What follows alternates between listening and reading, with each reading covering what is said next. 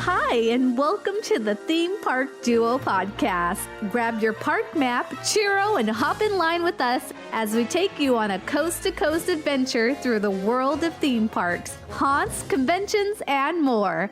Now, here's your hosts, Nikki and Gabriel. Hello, everybody. Welcome to another episode of the Theme Park Duo podcast. I'm Nikki. And I'm Gabe. And we are the Theme Park Duo. It's another day in quarantine here at the Theme Park Duo headquarters.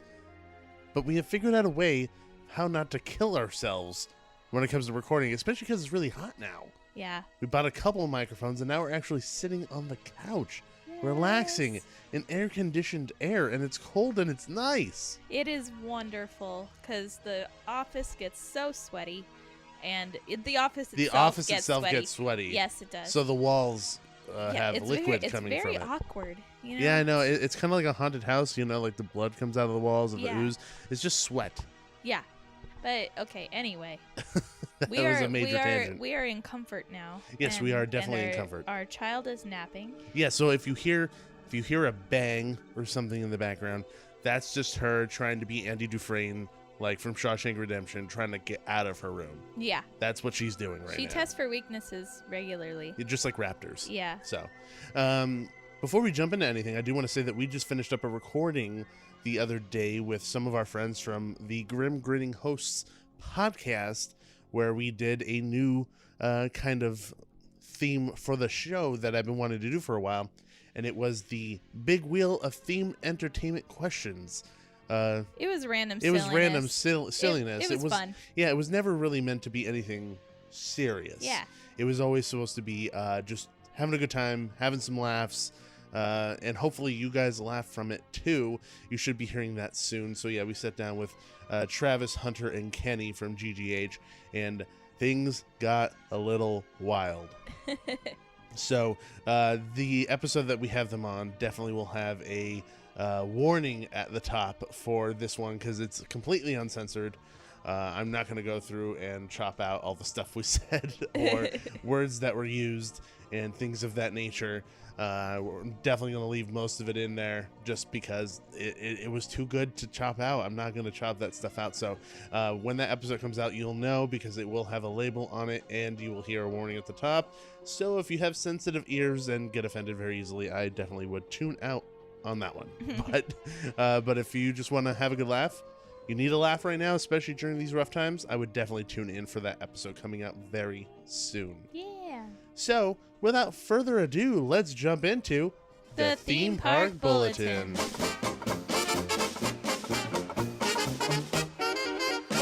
First up on the Theme Park Bulletin, we have a little bit of news coming from the Winchester, and they have an all-new immersive and interactive 360 tour. Ooh. So if you guys never actually been to the Winchester, like Nikki or I've never been. I've been. It's cool. Been. Yeah. I've seen plenty of pictures, watched ghost story things on it, you know, like the whole shebang, like what you would typically assume a spooky person like myself would watch. Yeah. But they have an all-new 360 tour, so if you haven't been like myself, you can go check it out like this. So it says, explore the first digital floor plan of the Winchester Mystery House. For the first time ever, the Winchester Mystery House is offering guests unprecedented access to the world's most bizarre mansion with an all-new tour. The Winchester Mystery House. That's such a tongue twister when you're saying it super fast. Immersive 360 tour. The virtual experience allows guests to independently roam each level of the mansion, from the basements to the rarely seen fourth floor, while exploring many rooms previously inaccessible on standard estate tours. The immersive 360 tour is available now for $8.99. Additionally, with each purchase, guests will receive one complimentary pass for the future estate tour when the estate reopens. That's awesome. That's really cool. Yeah, now I want to do it just to, get at least have a free pass later. Get a free pass for later because it's like a BOGO. Yeah, exactly. Because I think it'd be super fun to go there with you. No, yeah, I've always wanted to go to the Winchester. I've always wanted to do like a ghost tour, a walk around candlelight tour. I think you should do a daytime tour and then a ghost tour. Like make it like a trip. Yeah, I would need to do both. Yeah. I wouldn't want to just do one. Yeah, because you have to really see it during the day to appreciate, everything about it. Yeah, definitely. And I'm actually quite excited about this. I wouldn't mind shelling out the small amount of money that it costs to do that just so that I could see what the Winchester looks like on the inside. Because I've seen pictures, I've seen, the outside, I've read about stories, but I've never actually had the time to look at every single room inside that building. Yeah, and so, you don't on the tour. You don't get. You might see more on the tour, honestly, than in person, because a lot of times they have areas blocked off because they're not safe for a whole bunch of people to be tromping through. So who knows? You might see more. Who's on the tromping? tour. I'm not tromping. I'm like walking. Some people tromp. Do they have dinosaurs on the tour? Centaurs On the tour, so they don't tromp. discriminate. No, they don't. Well, that's good to know. Yeah. But no people. No people allowed. Just centaurs. Only centaurs. Yeah. Okay, moving on to non-centaur related news. We have a little bit of news coming out from Knott's Berry Farm, where if you guys have ever wanted to try anything from the Knott's Berry Farm marketplace, like boysenberry jam, boysenberry syrup, boysenberry barbecue sauce, boysenberry hot sauce, coffee, a lot of preserves, a lot of different options, and you haven't been able to come out here to California to visit Knott's Berry Farm, and for anybody who knows Knott's Berry Farm like the back of their hand, like us, and misses it so dearly, now you can have a little bit of Knott's at home. What? So Knott's Berry Farm is opening up their online marketplace. So you could go to their online marketplace and purchase your favorite berry market preserves, jams, gourmet foods, and gifts. And you can have that shipped directly to you, or you can have a scheduled curbside pickup.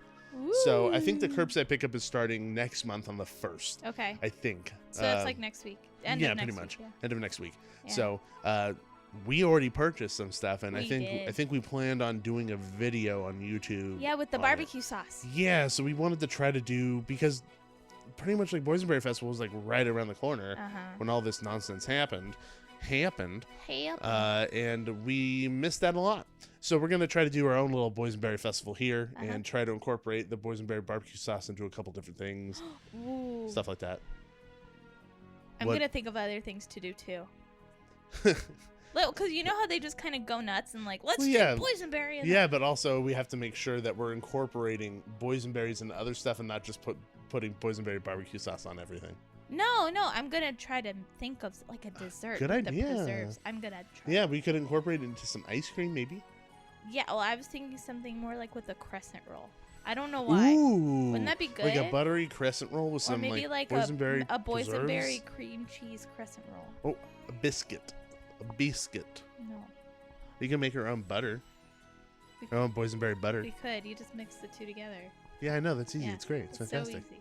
That's boring. No, it's not. Okay, I'm gonna brainstorm this, but we're definitely doing the barbecue sauce on chicken. Yes, so we're gonna be doing a couple different things once we get our package. Yes.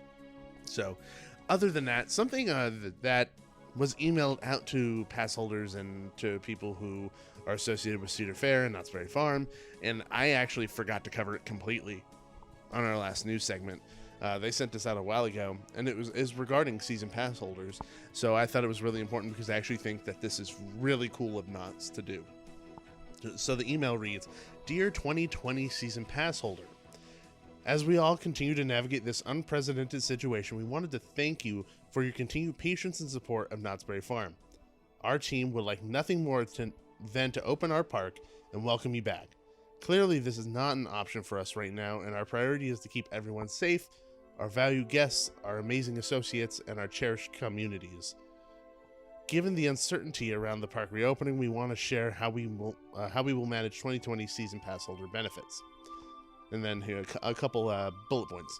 2020 season passes are purchased 2020 season pass add-on products, if applicable, will be valid for the remainder of 2020 when our parks are able to reopen. Additionally, 2020 regular, gold, and platinum season passes, as well as purchased 2020 season pass add-on products, will remain valid through the 2021 season, ending December 31st of 2021. That's so cool. That's awesome. They're giving everyone. They're just giving a free year.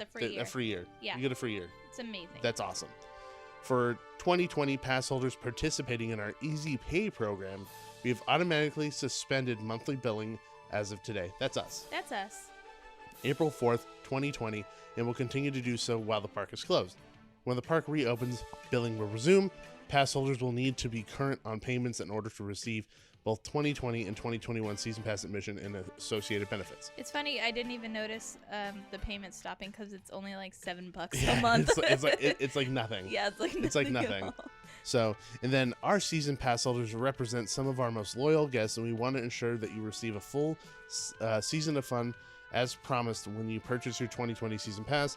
This is a very unusual time for all of us, and we again thank you for understanding and your loyalty to Knott's Berry Farm. Sincerely, John Starback, Vice President and General Manager of Knott's Berry Farm.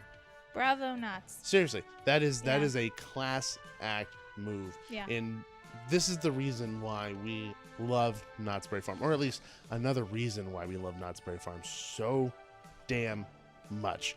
They truly care about their guests, and they're clearly willing to do a lot for their guests to be happy, especially given their circumstances. Yeah. And I think that especially now, because this is like the email says, it's an unprecedented moment in history. I think it needs unprecedented moves to make sure that your loyal patrons and the people who support you the most are compensated in a way that feels fit. Yeah. You know, you're the people who come every day. There are people that go to Knott's Berry Farm every day with their pass. The people who go to every single event, like us. The people who go as often as possible and just go and spend money there and, you know, do panning for gold like we do to add to our little jar of it, or just to take Aaron to walk around, you know, support the different events like Scary Farm. I'd much rather support them and give money to them than to Disney sometimes. No, yeah. I know that both are very large corporations. Knott's Berry Farm just feels different to me. And I really like that they're doing this, and it makes it feel like they care about us a lot. Yeah. So, really happy with that. And especially during now, everybody needs a little bit of light in their life at this point. And this is definitely a shining bright light that I think gave a lot of people hope, and at least a light at the end of the tunnel. When all of this nonsense is over, you still have your pass to Knott's Berry Farm, and for all of next year too. And in the meantime, you have boysenberry flavored amazingness in your life. Goodies. Yeah. What the people who haven't ordered, they're like, I don't have amazing goodness in my life. Then get on it. Order it. Unless you're already a boysenberry. I don't even know what to say to that. You literally struck me dumb. Like I had nothing. I just imagine a boysenberry with headphones listening to this podcast right now. Like Violet Beauregard from Willy Wonka. Yeah, pretty much. Violet, you're a boysenberry. That doesn't sound as nice. No, it doesn't. You're a boysenberry, Harry. You're a boysenberry, Harry. That works, right? Oh, look, a centaur. Oh, no. No humans allowed. But yeah, no, that's all for theme park bulletin news. Definitely want to cover those things because I definitely think they're important. Yeah. And with every episode, I think there's going to be a little bit more news regarding, you know, the current state of the themed entertainment world, which definitely has gotten a big hit because of everything that's going on right now. But with that being said, I think it's about time to jump into the main topic of the episode today. And we had a wonderful guest on the show. We actually recorded this. How long ago? When did we record this? I don't even remember. It was definitely a while ago. It definitely wasn't like yesterday. We're in quarantine and we have nothing else to do, so we're just recording episodes. So we're definitely just recording episodes. We definitely have like a good list of episodes ready to go. So you know, it's been easy to kind of get those things going. Yeah. But also, but on top of that, I mean, just like the amount of time that we have is difficult. Like, because Aaron's at home 24/7. Yeah. When we can record is difficult, but also But planning them is easier. Planning is easy, and also everyone else is stuck at home too. So it's like, hey, you want to record with us? Yes, please. I need something to do. Oh God, I need an escape, please. Yeah. So my alcohol's gone. But yeah, no, back on track here. We had a wonderful guest on the show by the name of Dan Bieranowski. I always have a hard time saying his last name. I had to ask him before jumping into a recording session with him. But he is a sound designer, sound recorder who's worked in plenty of different haunts in SoCal, and in other places too. Has worked a lot with John Cook, Knott's Berry Farm, Queen Mary's Dark Harbor, Haunted Hayride. LA Haunted Hayride, the Winchester Mystery House when they did their first haunt. Done a lot of sound design and sound mixing for those different attractions, and he had so much interesting information to talk about, and I was really happy that we got to sit down with him and talk. So let's waste no more time and get into the interview with our good friend Dan Bieranowski.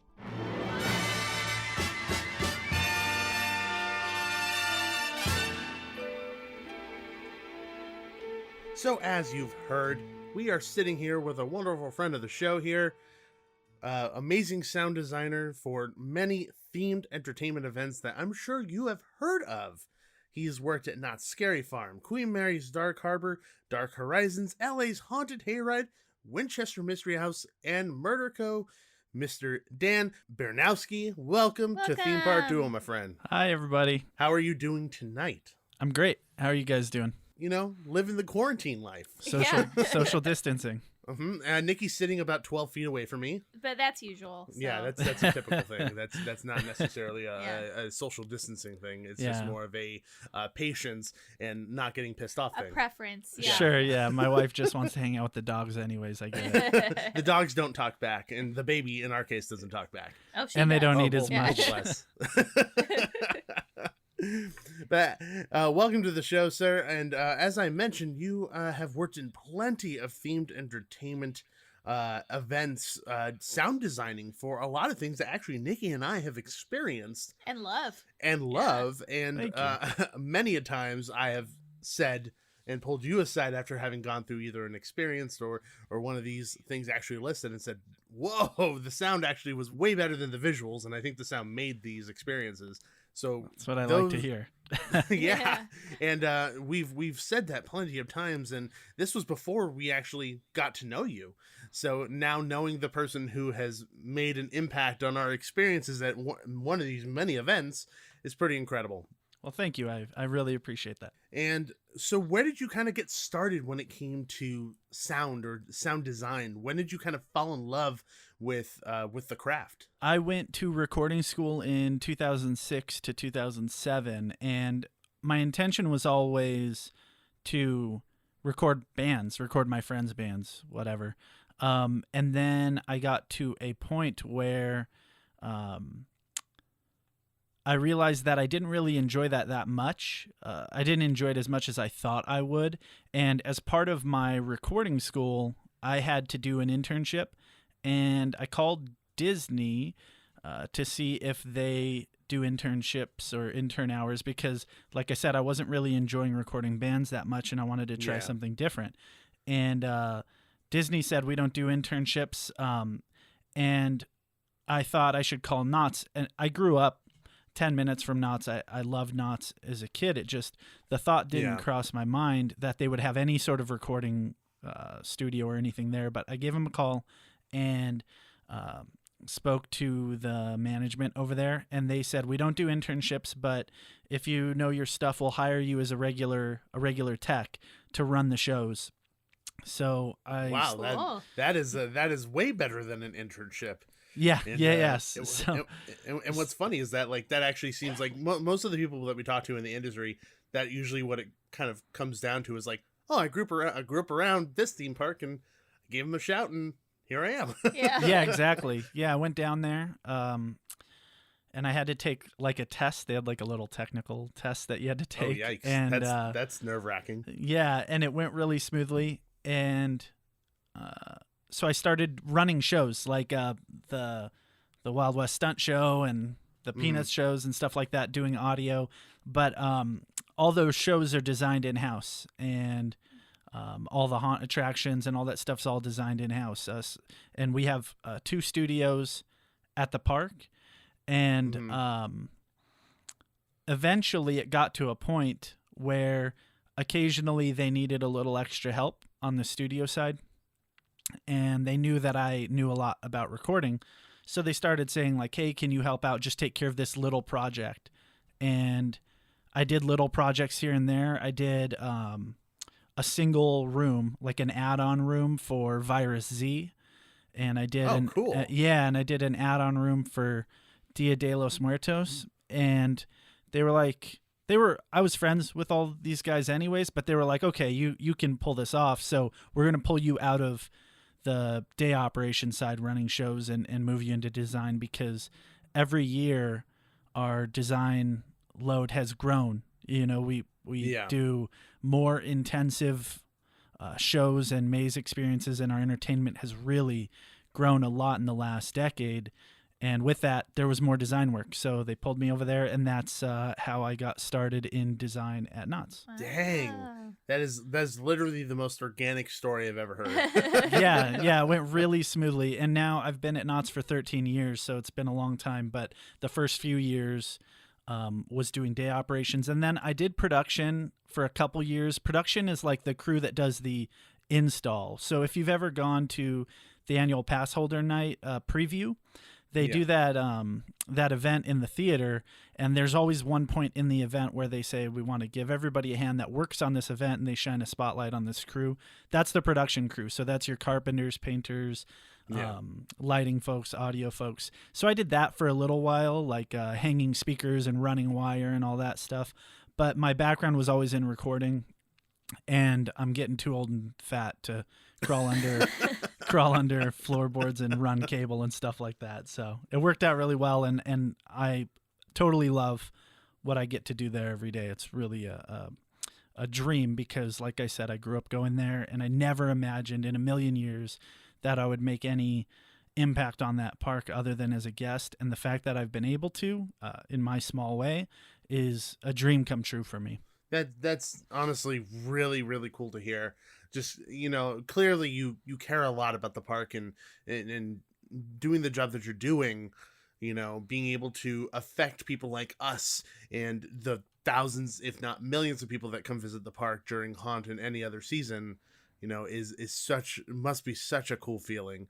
And I do think you're right. I think Knott's, over the years, their entertainment load has gained a lot of steam, if you want to put it that way. Yeah, for sure. You know, the quality that they're putting into these attractions is astounding, really. You know, being somebody who's been going to Scary Farm since I was a teenager, and seeing its evolution from where it is now to back then is pretty incredible. And I can't imagine the amount of work that goes into them now, because I feel like, as opposed to back then, every nook and cranny of every minute and second of that experience is thought about, from the visuals all the way to your sound design for each little moment. Yeah, you'd be shocked. I mean, the thing that's interesting about it is, in some ways now, it's actually easier. I kind of ride on a road paved in gold by those who came before me, so to speak, because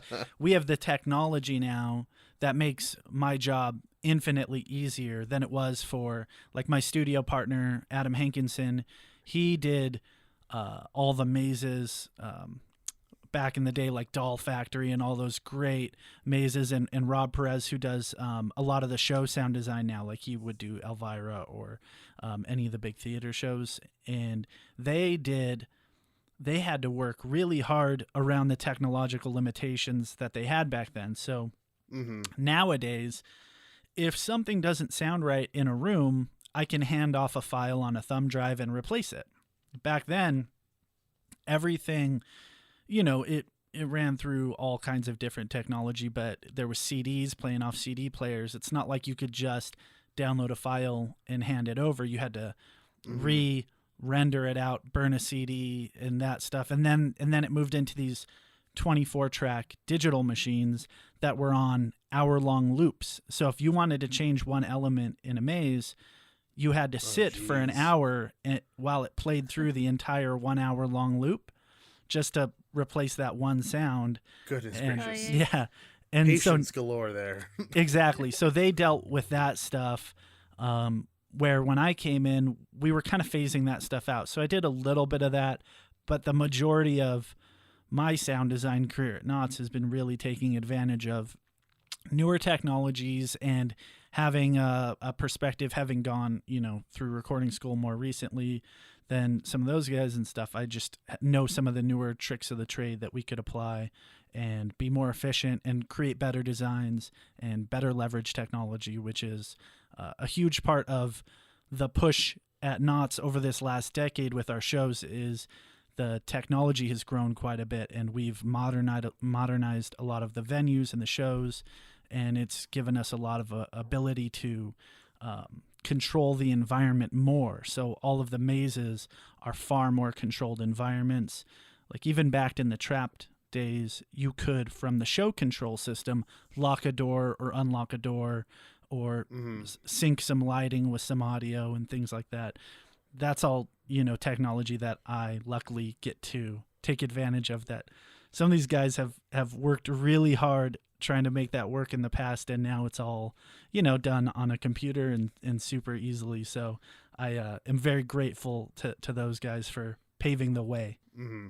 And also in Trapped, it totally made people, not me specifically, but it definitely made people, definitely me. It made me waste extra $60, trying to find a different way out of that experience. Sure. Yeah. But other than that, yeah. Paid for itself.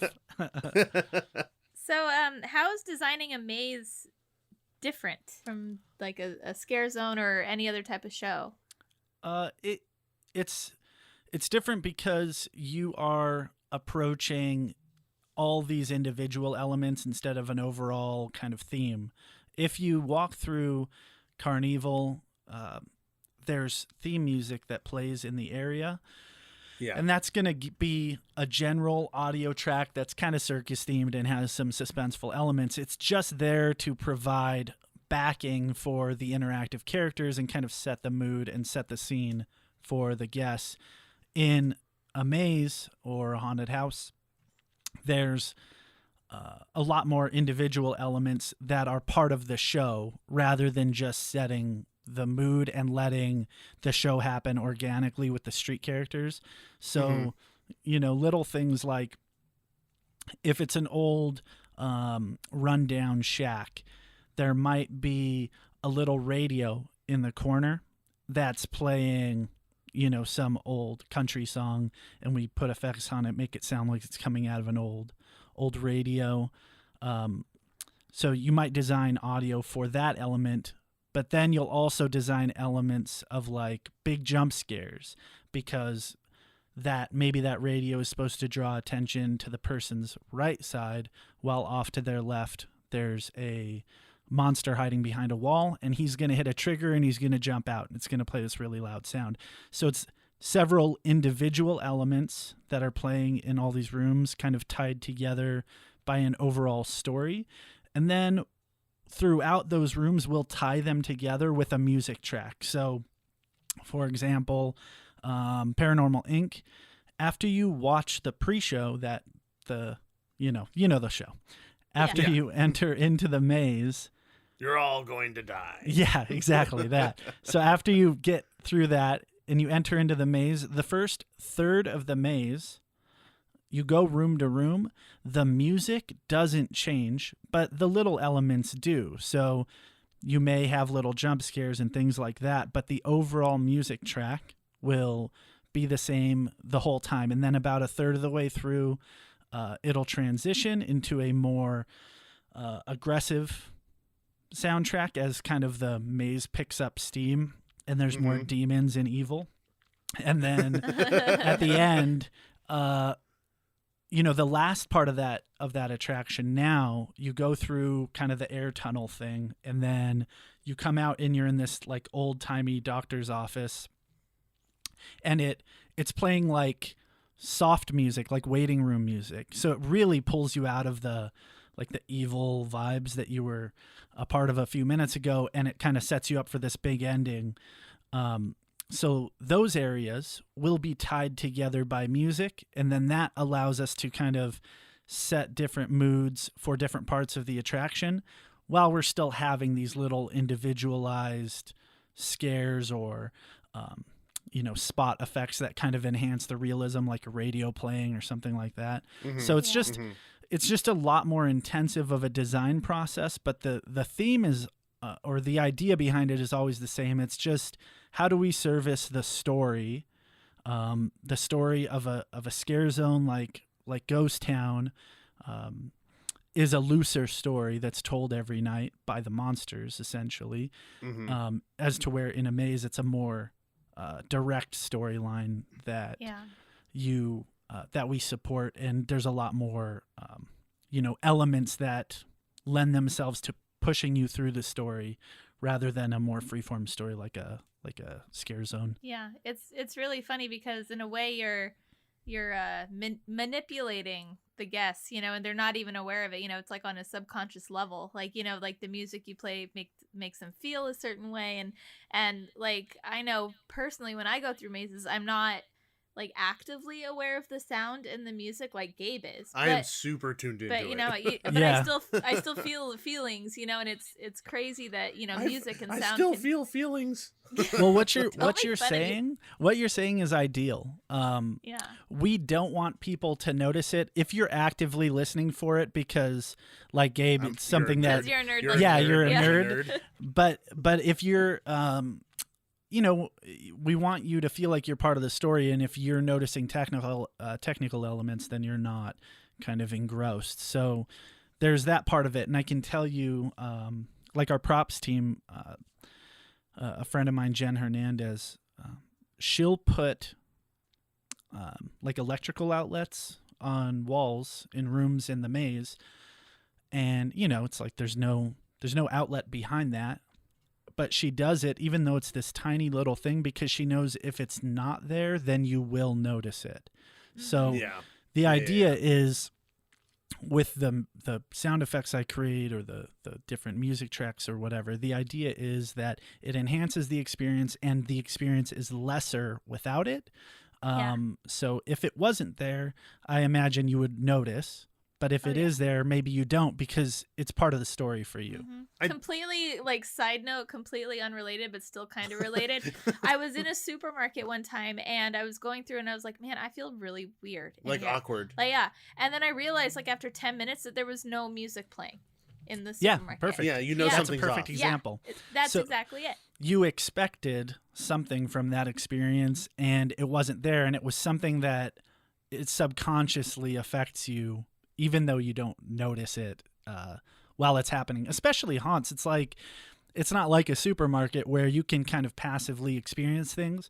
It's such an intense sensory overload that maybe you don't notice it as readily because literally all of your senses are being attacked when you're walking through a maze, So it's harder to pick those things out when there's people jumping out at you and there's strobe lights and there's all kinds of craziness going on. It's harder to recognize the nuances of design that are happening around you, but they're there and they are playing a role, and our goal is not to stand out. I don't want people to walk through and hear the audio and have it pull them out of the experience. That's my nightmare, basically. Yeah. No, I definitely, just to touch upon kind of like how Nikki kind of put it is, Nikki is definitely not tuned in to paying attention to the audio design of a maze like I am, but the reason why I am is because I like noticing where things start to layer and where things start to become more complex and become intensified. Well, you're also a video editor, so I feel like it's just... I come from an editorial background, so, and doing horror and building sound design for different scenes and really the ebb and flow and roller coaster that is, like you had kind of mentioned, how Paranormal Inc. amps up, and then it completely calms down in that doctor's office moment to ramp up to another big ending. That's what I do in an editorial. So for me, from that standpoint, I'm imagining that as a timeline in my head. Where all the visuals that I'm looking at, the monsters, the sets, the special effects and the makeup as the visual timeline on my side, and then I hear the music and the sound effects on the back end, seeing how that kind of amplifies what I'm looking at. Yeah, so that's kind of why I'm looking at it and hearing it very specifically. I think it's important to realize for anybody that's listening or is interested in design that once that switch is flipped, it never really goes back. Turns like off. when I It walk doesn't. through attractions now, I'm paying attention to audio, lighting, props, and stuff. And so one of the side effects of getting to do what I love all the time is that my relationship with it is different than it was You're tainted. before. You're Exactly. jaded. And so, but the difference is I can enjoy it in a different way than most people can as well. Like if I go on Haunted Mansion, I'm still blown away by what they've accomplished there, and I still enjoy it thoroughly. It's just a different appreciation than I had when I was 13. It's no less appreciated though. So if anybody is interested in this stuff, and I'm sure you can speak to this too, even from just doing your podcast, getting the peek behind the curtain isn't always a bad thing, but it does change the experience. It does. For everybody. It definitely does. And one thing I want to kind of jump back to, and kind of how you were kind of describing how sound design in a maze experience, regardless of whatever park or whatever experience we're at, how it kind of builds and changes. It very much sounds like, in the way you were describing it sounds like a song where you have the same bass beat throughout the entire song, but you have different instruments chiming in every now and again, or you have the bridge and you have different moments from the song. That sounds very much like what the maze designs kind of is in a way, and something you could compare it to. You could definitely say that. The idea being that you're taking somebody on kind of an emotional journey, whether that be comedy or horror or drama or whatever. And you can accomplish the same with music. You're essentially building up moments of anticipation, and you're either paying those off or you're not paying them off, with the goal of people having that tension, waiting for the payoff. And a super simple example of that is, from a visual standpoint, is when you look down a hallway at any haunted attraction. This isn't like not specific. Sometimes they'll use this effect where on the left-hand side and on the right-hand side, you see mirrored like dummies, like fake people or something. Yeah. And you know one of them is real. You just don't know which one. So that tension that you're setting up with that moment gets paid off big when you get scared by that. But it's so much worse because you know that one of them isn't real. And then if they don't jump out, it's like you feel like you're waiting for that tension to resolve. So that's all it is. It's just storytelling. And with haunted attractions, a lot of it is based on tension. So just kind of trying to build up tension and then pay that tension off with either scaring somebody super bad or scaring them enough to where they laugh and they're having a good time. But the idea being an emotional response from that kind of buildup of tension. Did you happen to do the sound design for B340 when it was redone? Yeah, over at Queen Mary. So this is actually one where I would say that the music actually captured my imagination, where I was actually like bobbing my head to the music because I enjoyed the beat, but it actually pulled me out of it so much that it actually allowed me to get scared more than I think I've ever gotten scared in a maze like that. Good, because I was so distracted and having fun with the beat of the music, because I was like, yeah, I like this beat. Oh God, no! Yeah, it's like got me from like right or left or something, you know. And those Queen Mary attractions are just so confined. Yeah, I think that was John's idea. I think it was this idea that you'll have this repeating rhythm. So it's not the same audio track through the whole attraction, but the majority of it is pieces of the same song, so it's always in the same rhythm, and it's almost like you're getting hypnotized by the rhythm, and then at a certain point, your brain gets used to that rhythm continuing. So when there's an interruption to that rhythm, it's more startling. John, it's most all sound design that I provide is built off of the design that these designers provide me with. So a lot of that stuff they have in their heads a year before it ever is realized, you know? So John had that idea in his head.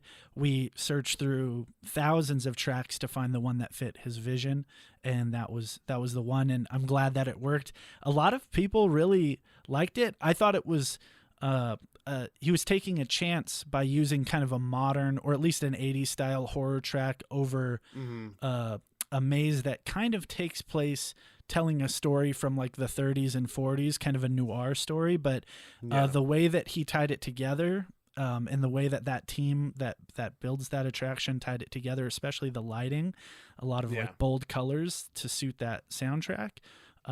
It just worked, you know? So sometimes you take a chance, you do something that maybe might be a little intrusive, but in the end, the payoff is still there. And sometimes you take a chance and it doesn't work. And then you get another year next year to fix it, you know? Well, I definitely think that when it comes to that particular maze in general, I think you hit the nail on the head. I definitely think that although the music does stand out because it doesn't necessarily tie into the era of the story, the visuals help tie everything together. Now, when you kind of mentioned, you know, possibly not necessarily nailing the music or the sound design on the first pass, and you could fix it on the next pass, do you have an example of kind of where that's happened for you? Yeah. A super good example, an easy example, is in Tooth Fairy. We had a scene where there was a girl crying, and we recorded this great track, but it was short. It was only like 10 seconds long of like a girl kind of crying for help. And the way that I designed it, a lot of the times we don't get to really beta test these designs. So opening weekend or the first couple weeks before it opens, we're doing walkthroughs and taking notes and trying to make sure everything's dialed in. But sometimes, especially back then, we would run out of time. So the attraction opens, and what happened is that sound effect looped. So you listen to it out of context, and it's just the sound of a kid screaming or crying or whatever. But in context, in the maze, it's the same sound every 10 seconds, and it's a super annoying screaming sound. So from a guest perspective, maybe they don't notice because it's 10 seconds long and they might pass the scene. But from a talent perspective, that's brutal. 8 hours a night, the same sound. So, with the systems that we have available to us at Knott's, we do our walkthroughs, and I recognize that as being a problem. We go in and make edits, either extend that moment or make it happen once every 30 seconds or once a minute instead of looping all night long. And that's the kind of thing that you learn sometimes in the room, because you're working from a design sheet and you don't have, the maze isn't built yet while we're doing this design stuff, So once we finally get in there and get in the room, sometimes what we find in the room is different than what we thought on paper. And, you make the changes. Sometimes you have to wait until the next year because the system can't support the change, and that's okay. I like I said, I did a Midsummer Scream panel, and like I said there, the beauty of our industry is you always get to make it up to people the next year. So if you fail in any way, you get to learn from it and you get to make it better next year. So that's the way that you have to approach those kinds of things. Yeah. And by the way, tell whoever's in charge that the sound design in that furry hallway room in Tooth Fairy would always make me get the willies. Yeah. And I hate you all. that was one of the first mazes I did sound design for. Oh really? Yeah. And that little giggle and laugh and that creepiness was an ex-girlfriend of mine that I was like, hey, I need, and she worked at Knott's. I'm like, come get in the booth and record some stuff for me. And the beautiful thing about working at Knott's is you're surrounded by talented actors, and I can call on them when I need them, to provide voice content for other attractions that maybe we don't have a bunch of talent to pull from. Yeah. So do you have any particular jobs that stand out that were more challenging than the rest or more difficult? The first year of Infected, that was my first full design that I did on my own. So it wasn't an add-on room or a side thing. It was basically, here's an attraction, Dan, you're in charge. And so that was a challenge just because it wasn't something I had done before, and it was such a unique attraction that we couldn't use like old attraction guidelines to follow by. So so your first job is like, hey, do this thing, and by the way, there's no structure to it, also figure it out. yeah, super ambitious. And I will never forget the moment that we turned it on. And they were doing rehearsals, and we walked through with all the audio turned on, and it was honestly the most insane, amazing moment of my life that the design worked. It sounded good. It was super immersive for the attraction. And the systems team, so I do the design from a recording standpoint, but then there's the guys who design the systems that play the sounds, right? So there's the people who hang the speakers and mix it out there and turn it up and all that stuff. Those guys just killed it with that design. So from their perspective, it was the first year doing anything like that. From my perspective, it was my first year. But the guys who do systems design at Knott's, have been doing it forever and basically created the modern maze or haunted attraction sound design. Before anybody was doing it, they were doing it. And they just knocked it out of the park. So all we had to do was load up the files, turn it on, and it was one of the most proud moments of my life. Conversely, Winchester was really difficult because the production company had never done a haunt before. They'd done single night haunted events like haunted dinners and stuff like that, but this was their first full haunted attraction. And Winchester has a board of directors with rules like, no red blood, because they have guests walking through doing normal tours during the day. And then they just switch on the show for the nighttime and bring in the scare actors. So little rules like that, but then also it's a historical attraction, so you can't drill speakers into the wall. You can't there's no facades and stuff. It's all real and you don't want to damage it. So the install is challenging, and finding places to hide speakers. You have to use smaller speakers because you don't want them to show in the sets. And it's not like Knott's where we can find space by cutting a hole in a wall and hiding it. So that's all challenging, but the guys who worked on that, they worked their butts off and they got it open, and it was really successful and had really great reviews. They worked really, really hard, and I worked super hard on the design because it was really reliant on the audio design, and they made it work. And at the end, like I said, we learned a lot about how to work in that venue and how to stand up a haunted attraction there, and look forward to taking that information into the upcoming years and keep doing cool stuff there.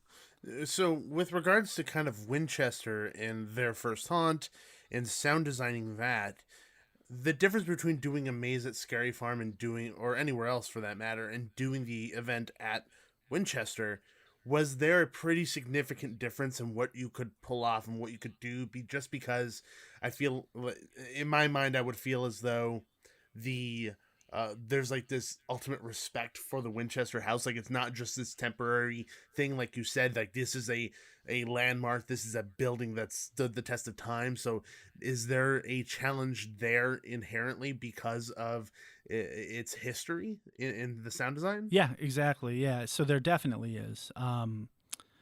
Like I said, there's a board of directors who have their own rules for how that venue needs to be maintained and how it can be presented. And then there's the people running the attraction who have their ideas of how they want the attraction to run. And luckily, those people had a really strong vision, so we were able to pull it off. But it's more difficult because you're trying to work within the rules, and you're trying to create something that is scary and big, and you don't have the kind of carte blanche that we would have at Knott's or somewhere else where you can build a maze from the ground up, and you don't really get that much pushback when you say, oh, we need to move this light, or we need to move this or do that, or we need electrical run here. That house has electrical, but it's not theatrical electrical. So there's different power requirements and things like that you just don't know until you're confronted with it. Yeah, see, that's something I would have never thought about. Yeah, at a place like Queen Mary, they've done this so many times now that they have that all kind of worked out. But this was the first time Winchester tried to do something on that scale, and they did a really, really good job with with trying to make it all work and working on really tight deadlines, because they can't close the house entirely from guest tours, because there's guests that want to see the normal tour, that don't want the haunted attraction. So during the build process and during the actual run of the event, they're still doing normal day guest tours. So the attraction has to be compliant with those guest tours and not be too gory and not be too scary and not be too over the top, while at the same time being a cool enough attraction that those that are coming at night and checking it out get a lot out of it. And they had done stuff before, like candlelight tours, but they didn't really try to do a haunt where there was dead people trying to scare them or anything like that. So it was just a different experience up there, and it was different for what that audience or that market had seen, and the market responded really positively. They needed something like that in San Jose, and those the team behind that, which is a team called Theme Dream, they killed it. They worked so hard. I've never seen people work that hard, and Donovan, who runs that company, really knocked it out of the park. They have real dead people walking throughout the house all the time, because it's haunted beyond all belief, apparently. Well, that's the thing. Like, you could, this is true at Knott's too, or Queen Mary. If you walk through those places with no lights on and no audio and nobody around, it's scary by itself. Oh, yeah. Luckily, so it's our job's halfway done just by virtue of the venue being so creepy. Yeah, I've always felt that way about Queen Mary. Oh, their mazes don't need a ton done to them simply based on its natural environment. And those natural environments are definitely more off-putting than anything they could probably create. So you kind of touched upon this a little bit, with kind of sound designing Winchester Mystery House. But I feel like a lot of people, when they hear like, oh, you've done a whole bunch of haunted events, those are probably all the same. Well, no, they're actually very, very distinctly different, especially if you're aware of kind of like where all these take place. Like you had mentioned Scary Farm, you're building mazes from the ground up. Queen Mary, you're actually dealing with an existing piece of history and an environment that's actually already there. Haunted Hayride is like all outside Yeah, almost, it's except all for the few outside. mazes. And how do you traverse dealing with those different environments and sound designing for specific events? So, kind of in my mind, I'm thinking specifically LA Haunted Hayride, where as opposed to Knott's, you have mazes that are telling stories. But this past year at LA Haunted Hayride, the entire event was revolving around a story, and everything kind of was just other pieces to that entire story. Sure. Yes. So that whole event was masterminded by John Cook and Ted Doherty, and a lot of that comes from planning. They had planned out this attraction really, really deeply themed, and so in the design phase, I was very well aware of what the final product was going to be. There was a ton of storyboarding done. There was a ton of like virtual walkthrough where literally John will be like, let me tell you what's going on in my head movies, which are just the movies he sees in his head. And he walks me through. Yeah. So the fact that he has that vision already, he can walk me through it just kind of by using our imagination. And so that's what we did, and then by the time we get out there, we're so prepared that all we have to do is jam on install and testing. And that venue, is a unique place. They don't get a ton of time to install. So you have to be like a lot of sets and stuff are all pre-built, and Mhm. they are components of a larger attraction, so they can be reassembled there because there's just not enough time to build on site. So that's all planned out. And then things like from an audio perspective, it's like, okay, in this attraction, it's just a push button thing where the talent pushes a button and it plays a whole show. And then in another area, like for example, an example of that would be Trick or Treat. If you walk through that little neighborhood and you press a doorbell ringer, it plays basically a little 30-second show where you might hear like a cat lady getting attacked by her cats, and then she comes out and she's got like a bottle of booze and she burps and she hands out candy, and then you go, there's another one that's like a redneck werewolf, where you go up and you ring the doorbell and it plays like, I can't remember what I put, maybe Credence or something like that. And then he drinks a beer, he like chugs a beer, and then he burps and he howls. That guy like, that's offered all me just a beer. yeah. So that's all just a single, like, here's what we want this scene to do. We need it to do it off of a single sound effect cue. So they just hit the button and it plays the whole 30-second show.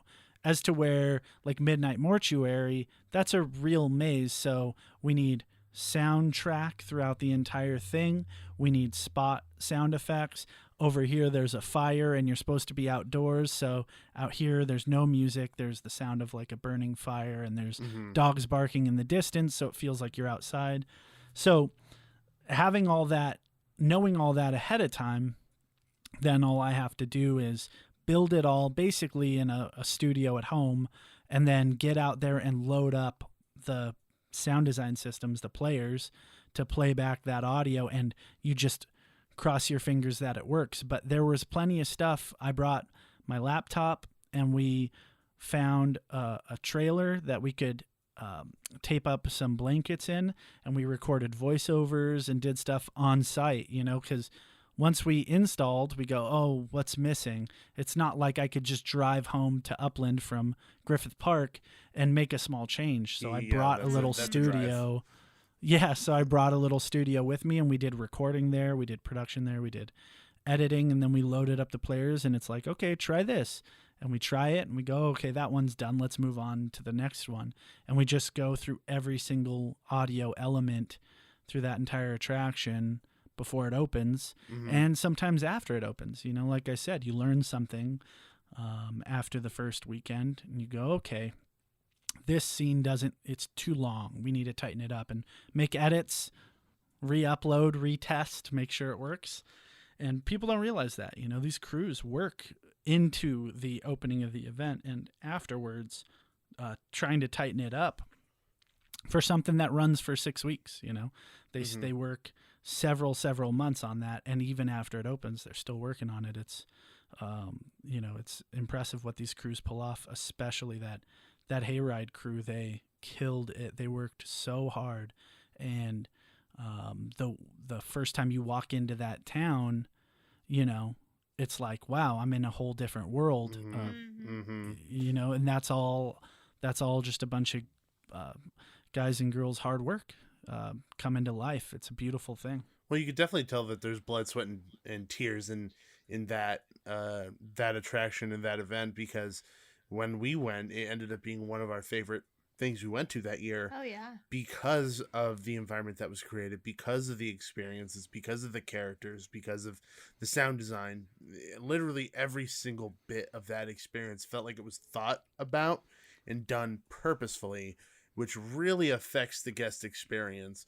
Like I had said, from the bottom up, from sound design to characters to actors to the build team, everybody. Yeah. From a sound design perspective, I mean, a lot of people didn't even notice this, but there is a track that plays through the whole attraction. That's the radio station, MFAM, Midnight Falls Radio.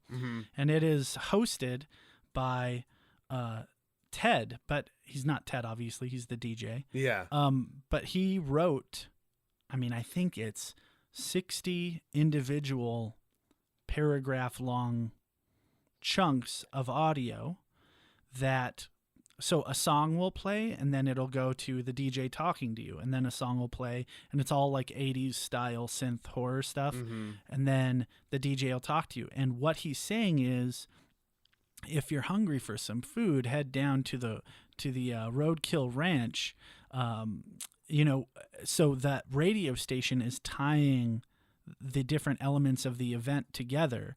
It'll say, oh, they're doing a there's trick-or-treaters running down the street in the neighborhood, or if you need your funeral planned, head to the Midnight Mortuary.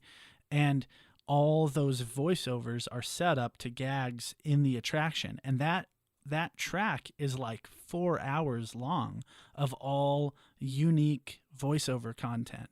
So you could be there for an entire night and listen to almost an entire radio play take place that touches on all these different parts of that attraction. Like he'll say, oh, stay away from the lake. We've heard, word that there's, some monsters around or whatever. And then when you're on the hayride, you go through a scene where you see a person get attacked at the lake.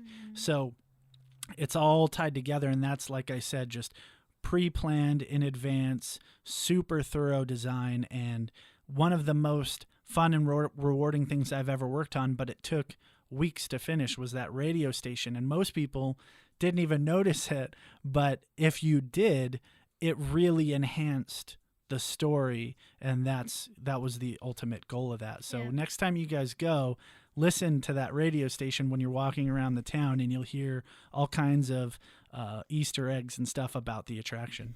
That's funny, because I remember standing kind of right next to the hayride line where a lot of the characters were kind of hanging out, and I remember talking to you and saying, hey, like that, there's that radio station that's playing. That's actually kind of cool. Yeah. Like, I like that it's adding to the ambiance and to the story of everything, but I never realized how much actually went into that experience and that portion of it. And that's the kind of thing that I dork out about hard. Yeah. Is that I love hearing that. And it plays in all the attractions. So if you walk through Roadkill Ranch, there's a radio, like a prop radio that's playing it. I did not know that. If you walk through Midnight Mortuary, there's like a prop radio next to a bed that's playing it.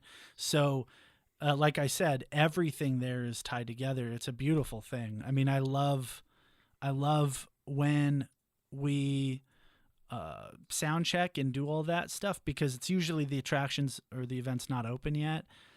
But you get to see everything kind of come together. And I did this panel last year at Midsummer Scream about using audio design in your attraction. And something I said there that I really believe is true, and I'm not tooting my own horn. I am totally biased because I do audio and it's what interests me and excites me.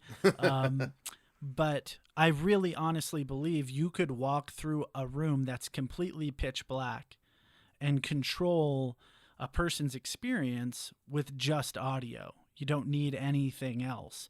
So from a design standpoint, hearing everything get turned on is so fulfilling to me, because I know that if all else were to fail, the audio could carry the attraction a long way. And, there's plenty of, blackout mazes to prove that point, that it can be terrifying just to be in the dark. And it doesn't even need to be music. It could be the sound of something, if it's pitch black and you hear some weird breathing off in the corner, that can terrify people. And there doesn't even need to be anything there. It's just a little speaker playing off an MP3 player or something like that. It doesn't need to be much to be scary if you can control the audio. Yeah. So it's always really, really fulfilling to hear those things turned on for the first time. I totally don't. I don't disagree in the slightest, because I definitely am one to believe that once you take one sense away from somebody, all the other senses are amplified. And if you take away someone's sight and put them in a pitch black room, and you say there's a monster in that room, and any little audio that you decide to play, that's going to go along with that idea of there's something else in this room with you, and it kind of lets that person's imagination take it from there.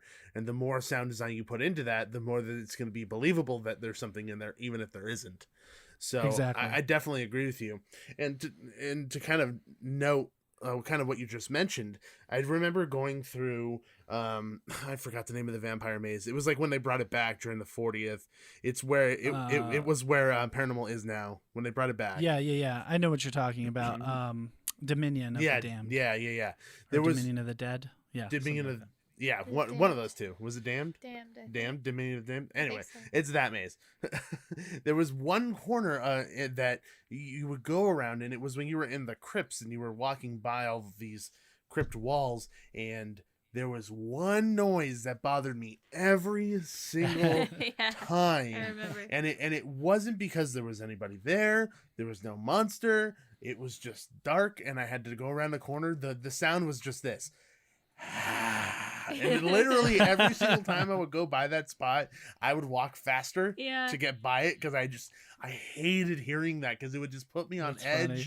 And it would make I'm getting it now. I'm getting it. That's good.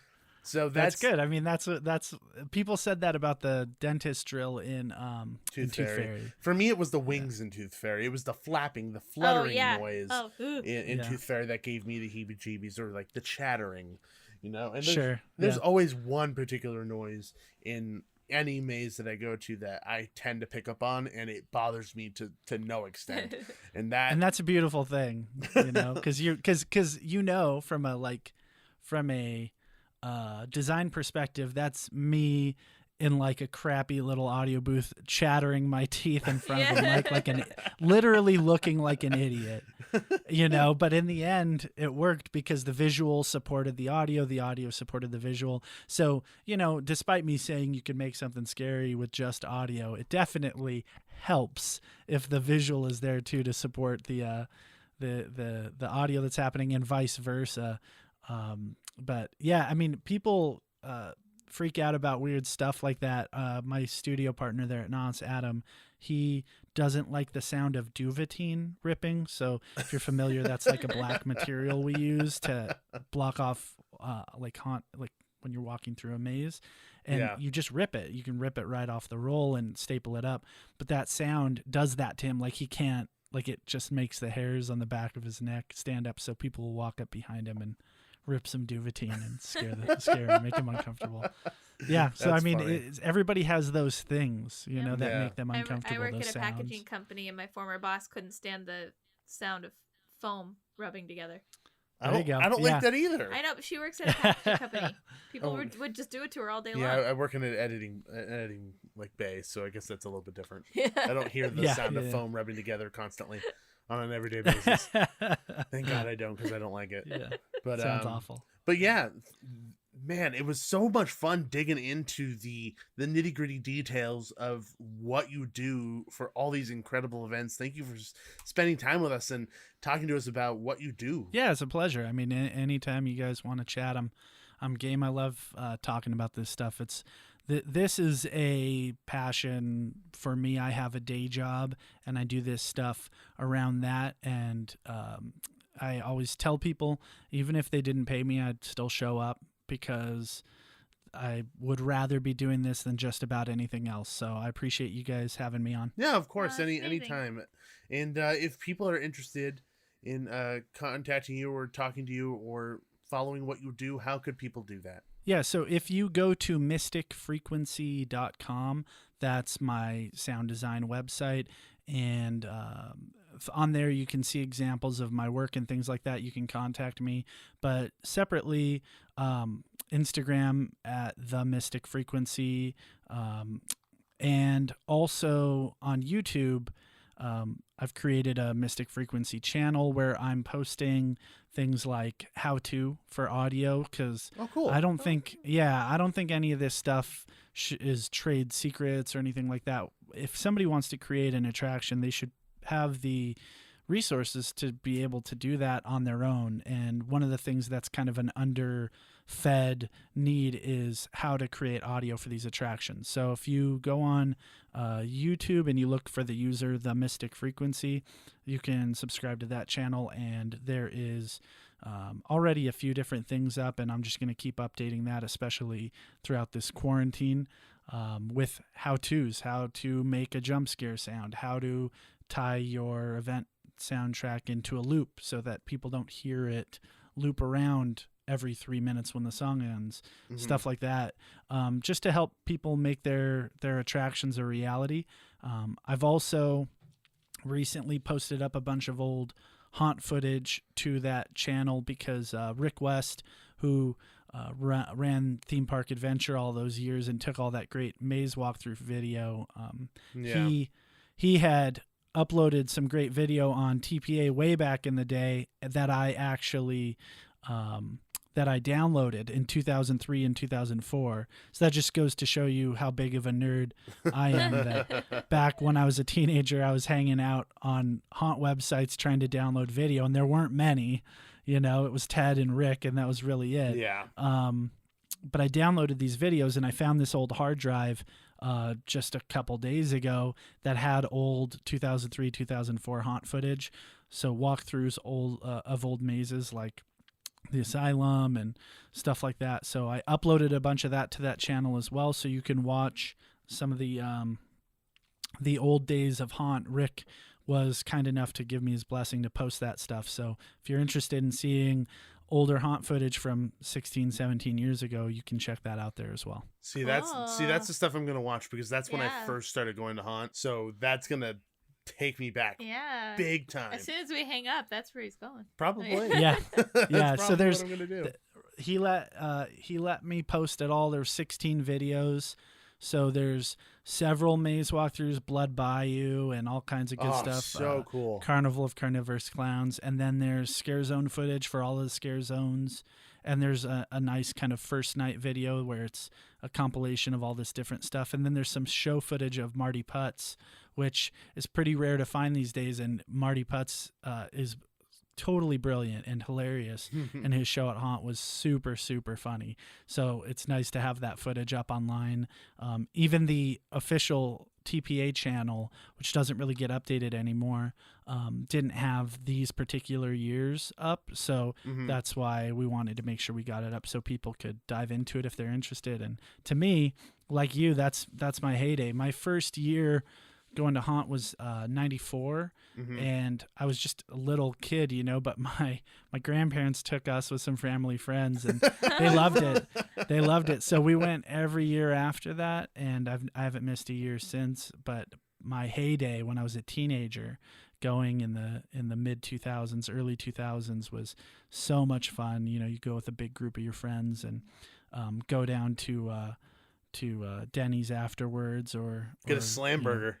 Yeah, something like that. You know, it's just, I have really great memories of that. So once I started working there and I started doing this design stuff, like I said, to me it's like a dream come true, because I know how big of an impact it had on me and how much I loved it when I was young. So to be able to do that stuff now is it's a gift, you know, and I really, really enjoy it. I enjoy working with the people I work with, and guys like Ken Parks kind of running the show.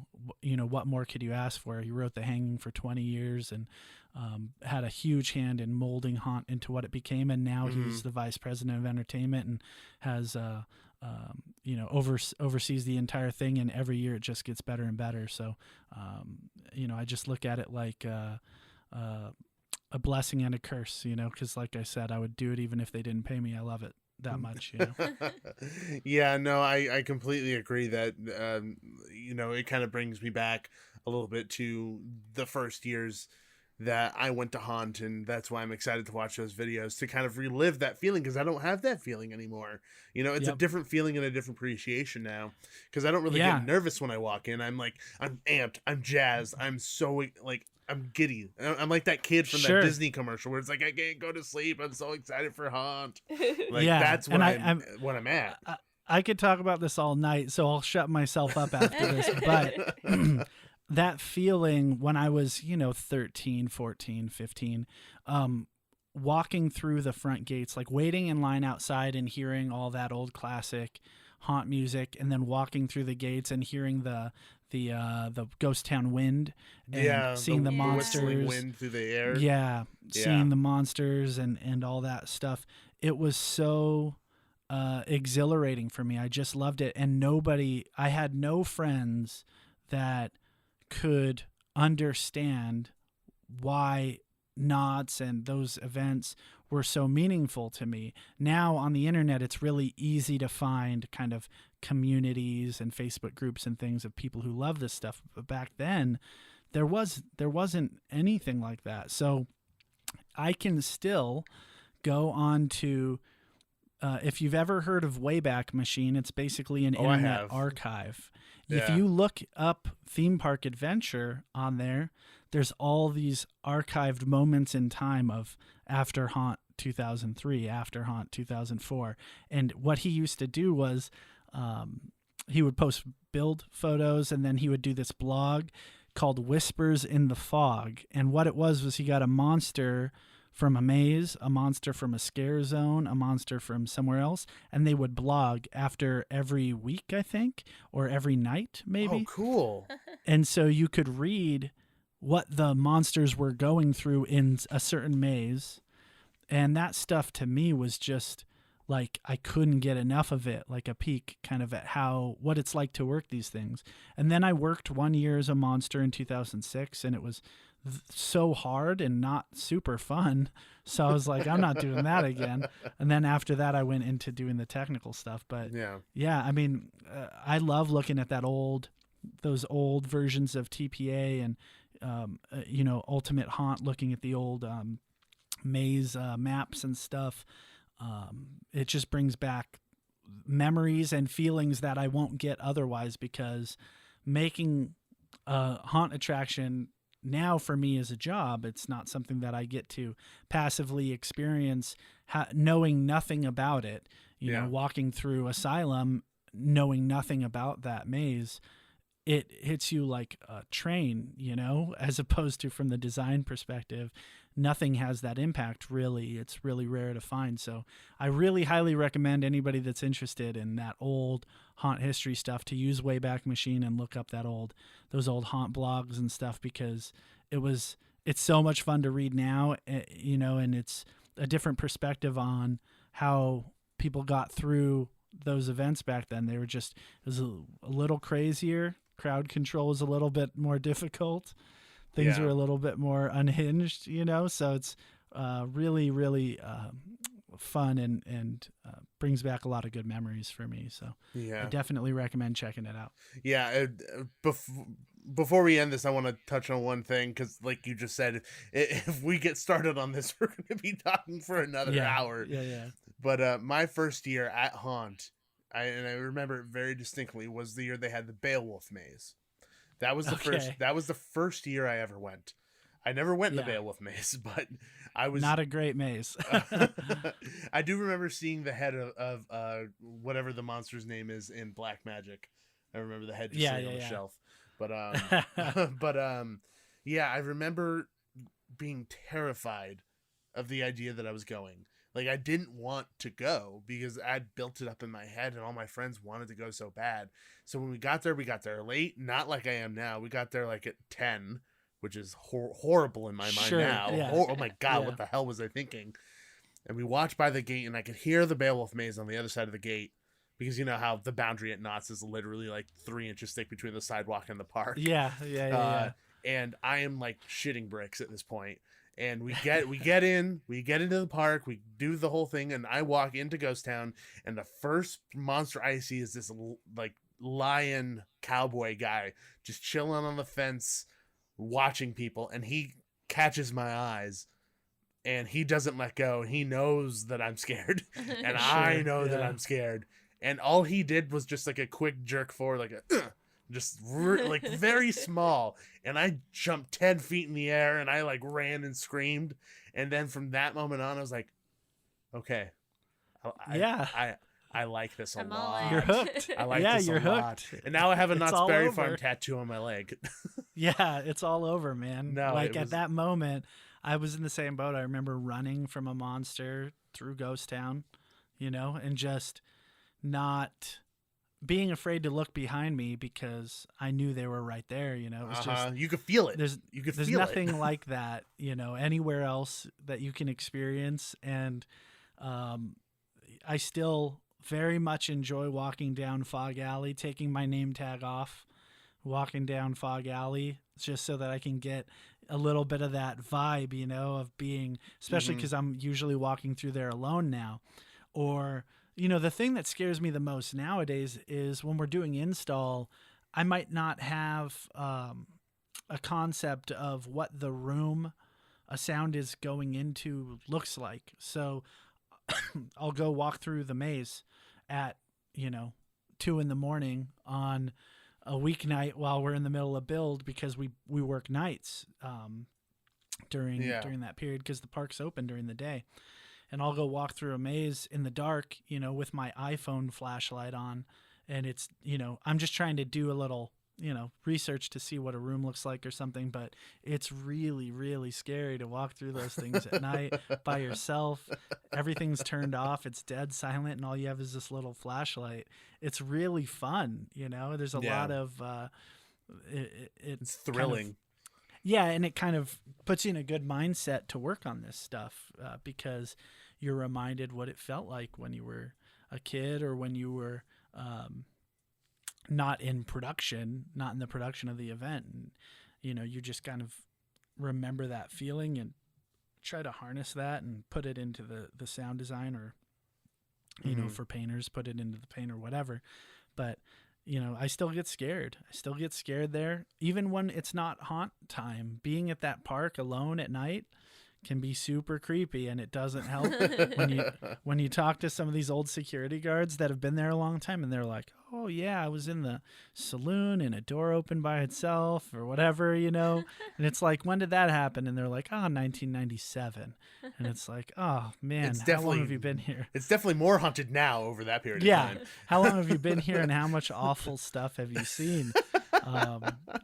So it's just a great place to be. I mean, and anybody who, right now the park's closed because of this quarantine, but once it's over, anybody who hasn't been for any of the normal daytime events or anything like that, it's like haunt now at that park all the time, but with park characters. So if you go to Ghost Town Alive during the summer, it's, instead of monsters roaming the streets, it's old cowboys and cowgirls and the sheriff and the people who work at the assay office and stuff.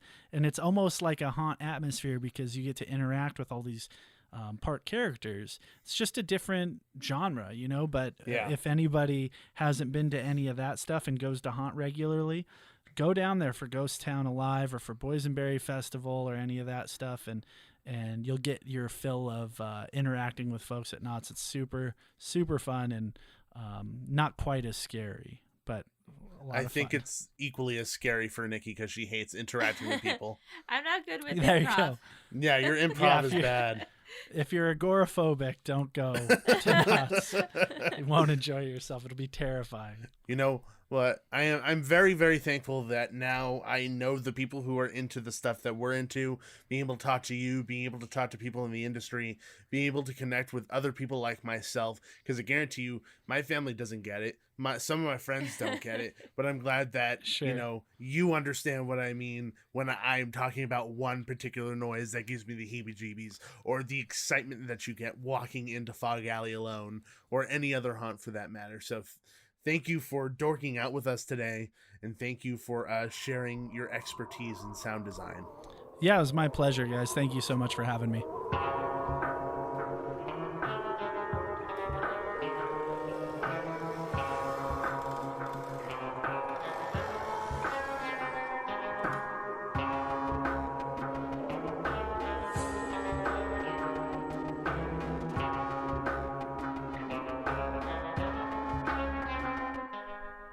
One thing that after the interview, me and Dan just talked for a while because I've worked in like TV and film stuff for a while, and editing. We both have a certain feeling towards notes, so we definitely got to commiserate together on styles of notes that we've received on our work before. And I've explained certain situation to him, and he was like, dude, I know exactly what you're talking about. So on the off-recorded stuff, it was nice to talk with him and have somebody understand what my pain is on a daily basis when For it comes to everyone work. else, just an example, like, this project that you've been working on with other people for, say, like 3 weeks, and it's finally like day of, like, finished, and they're like, oh wait, can we change this really quick, like stuff like that. No, we can't change that. Why didn't you ask about that a month ago? Yeah when we didn't have all these other things done already. Yeah, so just for everyone else who's listening, that's what he's talking about. Yeah, so I mean, like, that happens. That's part of the job, and he knows that, I know that. It's part of what we love to do, so we deal with it. But glad that we had Dan on. I mean, there was so many really interesting bits of information that he got to share through his experience at all these different haunts, and being able to talk to him about certain instances, like in that maze we were talking about, that one noise that got me. It's just like that one noise that's on the loop that just got me every single time. I think it was Dominion of the Damned or something like that. It was in the crypts area of that maze at Knott's Berry Farm, or Not Scary Farm's Halloween Hunt. But yeah, thank you so much, Dan, for coming on. We had a blast. And hopefully everybody who's listening right now had a good time listening. Yeah. So, and definitely an informational episode. Yeah, no, it was super fun, and I loved hearing all the different, like, variations between the different haunts that he did and how you approach it differently and all that. So it was fun. Yeah, I think that was the most interesting part for me, is hearing how to kind of adjust what you're doing to fit the certain clientele, or the location or the style or things like that, whether or not it be Winchester Mystery House, or delving deep into 80s music for Queen Mary's Dark Harbor with a B340, or doing sound design and things of that nature for LA Haunted Hayride. So, and with like the radio station in the background. Yeah. So, a lot of really cool things, and hopefully everybody enjoyed it. And maybe at your next haunt, you'll appreciate the sound design a little bit more. Yeah, exactly. Just sit there and listen and kind of enjoy the atmosphere, and then get the living shit scared out of you. Yeah, because you're distracted. Yeah, no, that's the best. Win-win. Distracted scares are good. Oh yeah. I just speaking of distracted scares, I was kind of going through videos on the computer, and I came across a video of the All Hallows Evil Scare Zone at Halloween Horror Nights, and I'm panning the camera back and forth, and I see you trying to futz with your phone, and all I hear is ah! Because the monster came right up to you and scared the living crap out of you. Yep.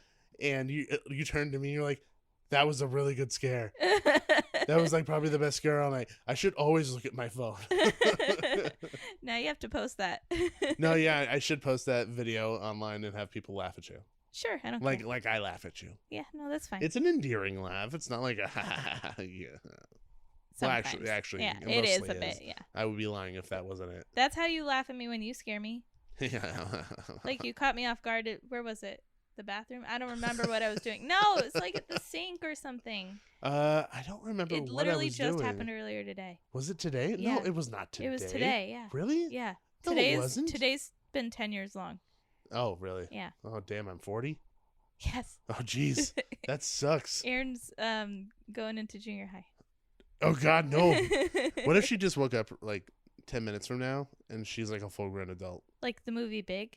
Yes. Oh, man. Be like, where the F did you find a Zoltar machine? What if there's just one in her room all of a sudden? Oh, my God. I don't know. That's like too outlandish. I think I would just cry and walk out the door. Okay. Bye. Thanks for the help, I guess. Yeah, no, peace. Gabe, you deal with this supernatural BS. Okay, I will. I will definitely into a centaur outside, and then I just kind of just become a puddle. It's like I can't handle this anymore. And he's just like, "Do you want some berry preserves? Do you want to go to the Winchester Mystery House with me? I can get you in. I can get you in. As long as you're riding me. Yeah, as long as you're riding me, or I have to put an extra pair of legs behind you. Yeah. I'll just say, like, you're just a messed up centaur. What if he just said I was this amputee centaur? A messed up centaur that walks on two legs. Yeah. I guess that works. Yeah. Just depends. I don't know. I don't know what a situation like that would. I don't know.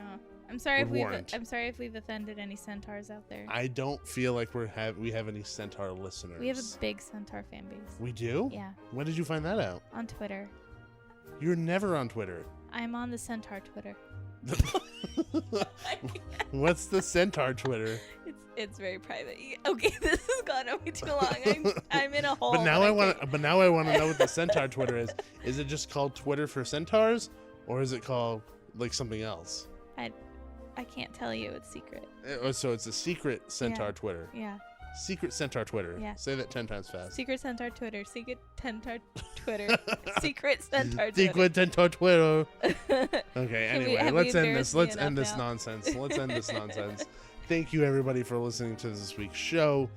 We know that everybody is kind of not really on their normal commutes, but if you tune into the episode to listen to our nonsense, like silly Centaur Twitter nonsense, Sorry. we appreciate you, and we're also apologizing profusely. But thank you so much for listening to the episode. We hope you really enjoyed this week's episode. Remember, if you want to help support the show, you can do so very easily and for free. You can head over to any of the platforms that you listen to the show and leave us a rating and review. If you listen on iTunes, you can leave us a 5-star written review. We will read it out here on the show and give you a shout out. And then if you haven't already, make sure you follow us on all of our social media platforms.